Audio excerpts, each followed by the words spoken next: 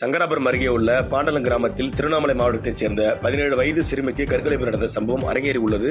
கருக்கலைப்பில் ஈடுபட்ட நபரை அதிரடியாக கைது செய்த அனைத்து மாநில காவல் நிலைய போலீசார் கள்ளக்குறிச்சி மாவட்டம் சங்கராபுரம் அருகே உள்ள தேவபாண்டலம் கிராமத்தில் சாய் சிவா மருந்தகம் கடந்த 27 ஆண்டு காலமாக இயங்கி வருகிறது. இதில் மருந்தாளராக சிவா ஆனந்த் என்பவர் முறையாக மருத்துவம் படிக்காமலே வரும் நோயாளிகளுக்கு ஊசி போடுவதும் மருந்து வழங்குவதும் போன்ற பணிகளில் ஈடுபட்டு வந்துள்ளார். இந்த நிலையில் திருவண்ணாமலை மாவட்டத்தைச் சேர்ந்த 17 வயது சிறுமிக்கு அதே பகுதியைச் சேர்ந்த கல்யாண சுந்தரம் என்பவரிடம் காதல் வசப்பட்டு உல்லாசமாக இருந்ததில் கர்ப்பமாகியுள்ளார்.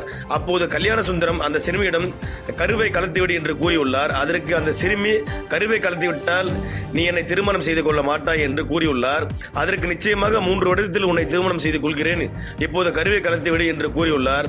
அதனைத் தொடர்ந்து அந்த சிறுமியை கள்ளக்குறிச்சி மாவட்டம் சங்கராபுரம் வட்டம் தேவபாலம் கிராமத்தில் உள்ள சிவா மருந்தகத்தில் சட்டத்திற்கு புறம்பாக கருக்கலைப்பு செய்துள்ளார் என்பது விசாரணையில் தெரியவந்துள்ளது.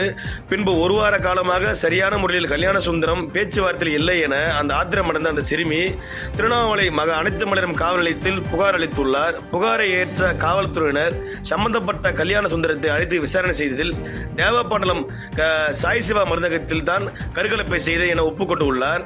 அதன் அடிப்படையில் விரைந்து சென்ற தனிப்படை போலீசார் சாய் சிவா மருந்தகத்தை ஆய்வு செய்து விசாரணை செய்ததில் அப்போது சட்டத்துக்கு புறம்பாக கருக்கலைப்பு செய்வதற்கு பயன்படுத்தக்கூடிய மருந்துகள் மாத்திரைகள் இருந்ததை கண்டறிந்தனர்.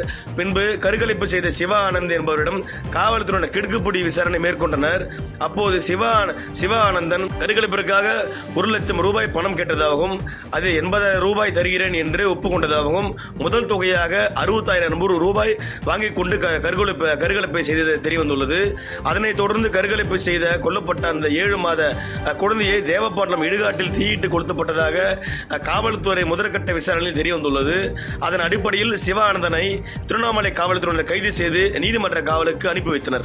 செய்திகளை உடனுக்குடன் தெரிந்து கொள்ள கீழ்கண்ட கேபிள் மற்றும் டிடிஎச் நெட்வொர்க்குகளில் எம்நாடு செய்தி தொலைக்காட்சியை காணுங்கள்.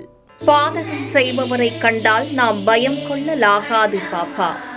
மோதி மிதித்துவிடு பாப்பா, அவர் முகத்தில் உமிழ்ந்து விடு பாப்பா. அண்மை செய்திகளை உடனுக்குடன் தெரிந்து கொள்ள இணைந்திருங்கள் எம்நாடு தொலைக்காட்சியுடன்.